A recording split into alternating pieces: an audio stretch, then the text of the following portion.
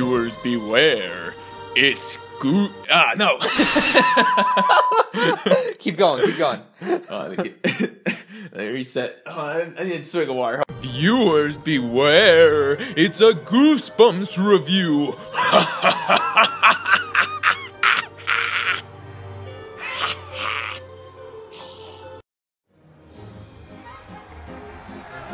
We got our first suggested comment. Woohoo! And it's from this guy. Woohoo! He wants us to review Another Goosebumps. Oh my gosh. Alright. Which one should we do? It's The Girl Who Cried Monster.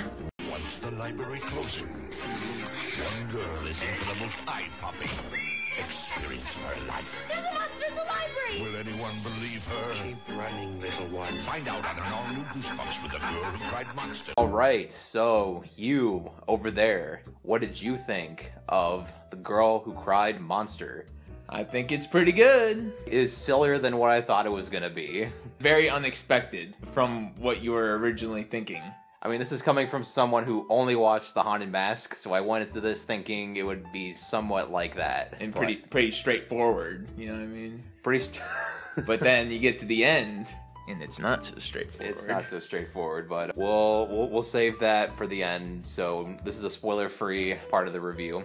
In terms of like the tone, the best I can do is compare it to The Haunted Mask, since that's just another Goosebumps episode. The Haunted Mask is a lot more serious. The characters feel a bit more realistic than in this one. Yeah.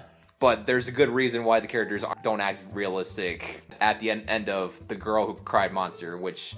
Well, I mean, it's also a kids' TV show, so it's like this has a lot of tropes that keep going on throughout the series. Like at the beginning, like something scary happens, and then they cut to commercial, but it's not really scary. Yeah, that happens throughout the series. But like when I say that, that's not really a critique of this, because even though it isn't scary, like I'm glad this episode didn't make it seem like it was supposed to be scary, because it really wasn't. It's so silly. It's very like sci-fi. Yeah, it's more of a sci-fi episode than, because I think they have like horror episodes and like sci-fi kind of episodes, and this one's kind of like a sweet spot in between. Yeah, you know what I mean, the beginning worried me until the ending, and then the tone made sense. But the tone from the camera work and all the lighting compared to The Haunted Mask, it's done in a very silly, cutty kind of way. Like when our main character Lucy is basically making fun of her brother, for example, the camera's always cutting close to her face, but like in a comedic kind of way. Yeah. But compare that to the Mary Beth scenes, where all the scenes are very dark. Usually, the camera work is very slow and methodical, but it works very well. It's just kind of weird to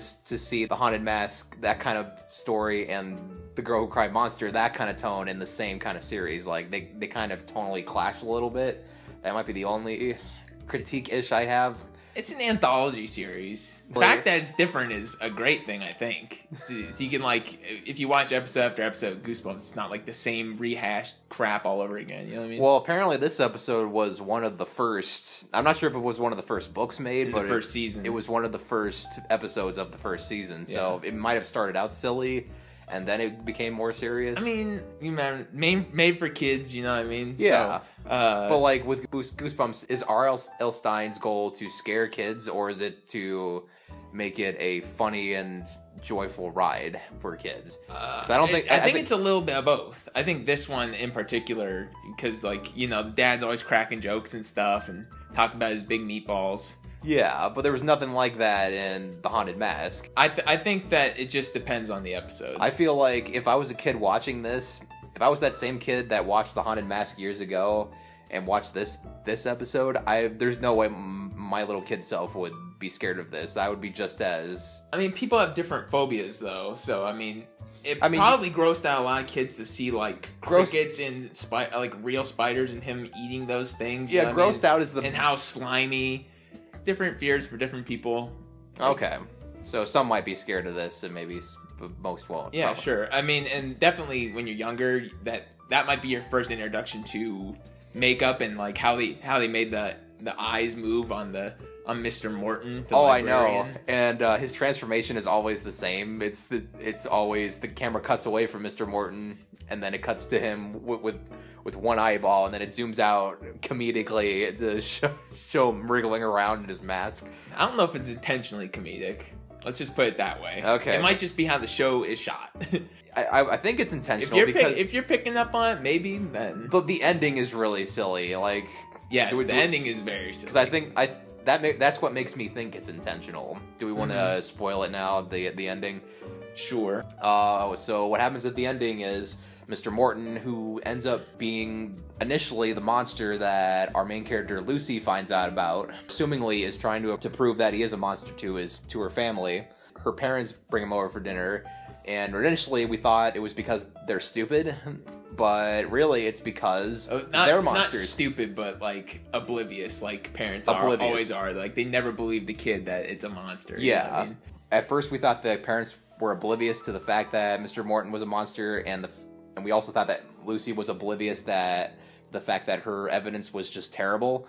But then it turns out that Lucy's family is also monsters. And not the same kind of monster, snake monsters. Snake monsters. That eat weird hermit crab people, apparently. Or just, they eat all monsters? I don't understand. I know. It's left up in the air. That's left to your imagination. I was planning this whole review watching this entire episode, and then when that scene showed up, I was completely broken by that. Like, in a good way. Like, that got me. It's goofy, yeah.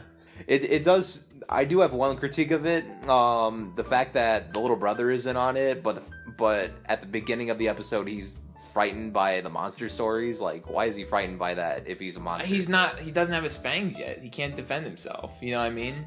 And he knows, isn't it scary knowing there's more of you out there? Oh, I guess that's a good point. Yeah, I think it kind of makes you think at the end, you know what I mean? Ooh, why was he scared of monsters at the beginning? Because he knows monsters are real. All right, great. Then never mind. I'm See, this episode is actually a think piece meant for adults. So, because this accidentally slipped in this kid's show. Have you? Now you're the Goosebumps expert of the two of us. Have you read the book? I think I did read this book. How much of a difference was it between those?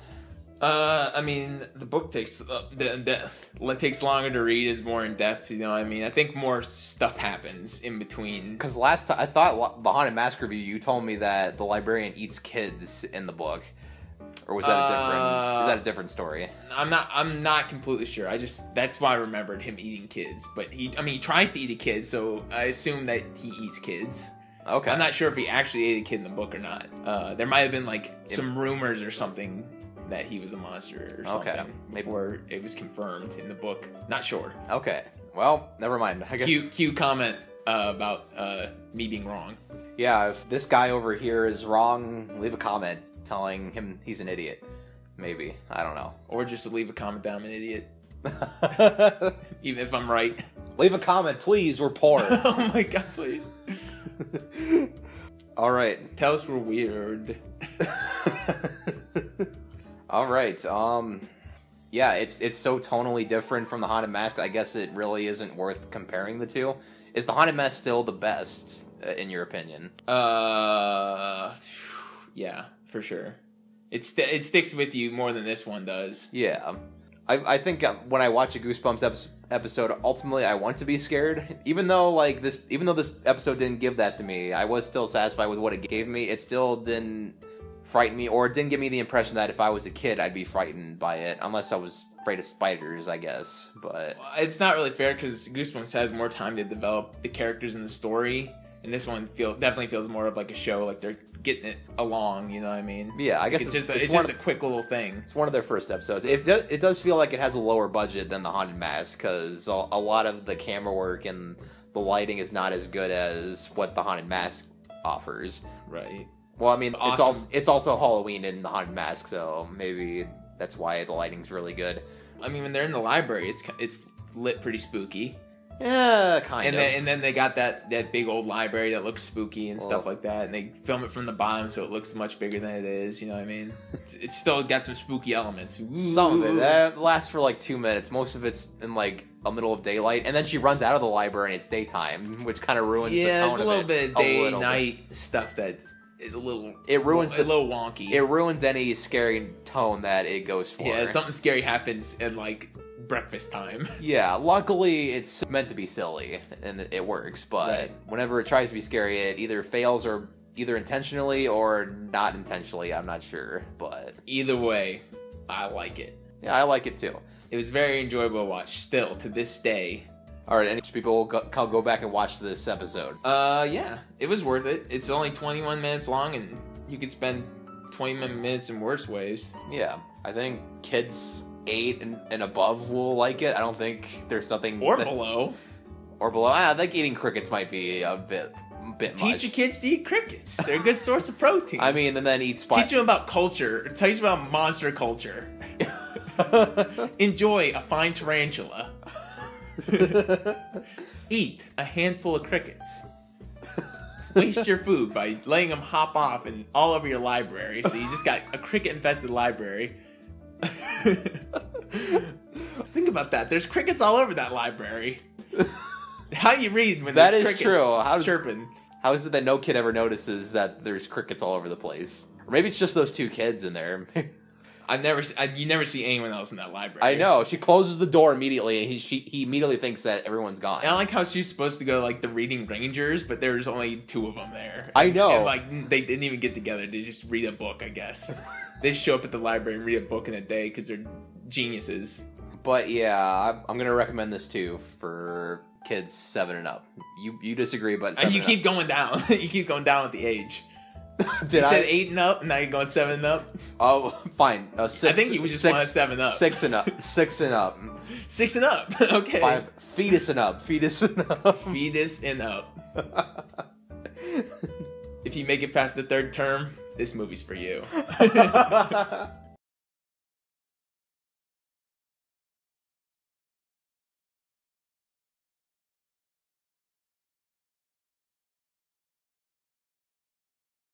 Oh, man. Watching that made me a little hungry. Seeing that cherry pie and everything, I think I'm going to have a little snack. Oh, I thought you were going to turn to a monster. Oh, no. Okay. Phew. Oh, man. That reminds me.